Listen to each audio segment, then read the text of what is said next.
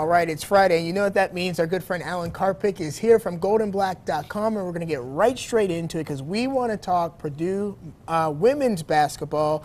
They're 6-0 now, and I guess the big question is this team a Big Ten title contender? Well, I think they are, just by the definition of being at 6-0. With that win over Indiana last night, very, very impressive. I mean, the Boilermakers really, to beat Indiana by 22 points on the road and to really share the wealth. I mean, you see the three there by Courtney Moses, KK Hauser. This team really is playing well as a unit. Certainly the story last night, Sam Astorello there hitting one from the free throw line, but it really was Antoinette Howard, and the way that she played, came off the bench, a near career high, not quite as career high, but 20 points.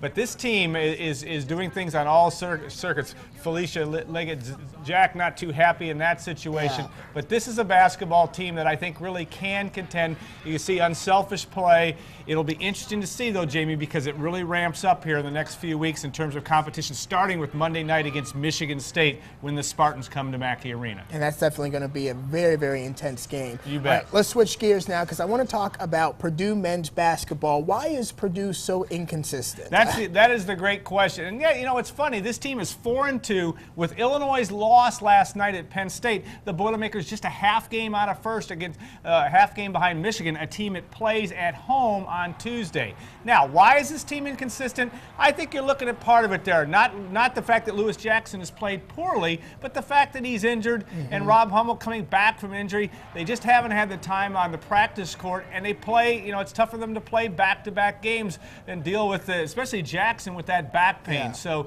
Hummel's getting better. I thought he played much better against Iowa. Still not shooting the ball as well as he should. But those two need to play at a great level if Purdue's going to be consistent. But I think if you're a Purdue basketball fan, you may have to accept the Big Ten Conference is extremely talented this year, and this is going to be maybe in a little bit of an inconsistent season. Well, let's talk more about Lewis Jackson. It's great that he was able to play, but, I mean, it comes down to pretty much, will his back get better? I mean, can he continue to play this way with that injury? I don't think, and I'm certainly not a physician, I don't think there are many signs pointing to the fact that it's going to get better. Lewis is just going to have to play through it. They've talked about that in front of the media after games. But I think the thing that's been amazing about Jackson has just been his fortitude and his complete effort. I mean, he spends more time on the floor, it seems, after trying to go to the basket than just about anybody else. You see him in pain, but I think that sends a great message to the rest of the basketball team. It's been a very inspiring story to watch. All right, so what's ahead for the men? Well, I think the men have a chance also to compete at a high level. We'll just have to take it week by week. Okay. All right. Now, I want to talk about the new defense coordinator when it comes to football. Tell us about him. Well, Tim Tebessar is certainly, you see the picture of him here, coached in the Canadian Football League the last 3 years for the Montreal Alouettes.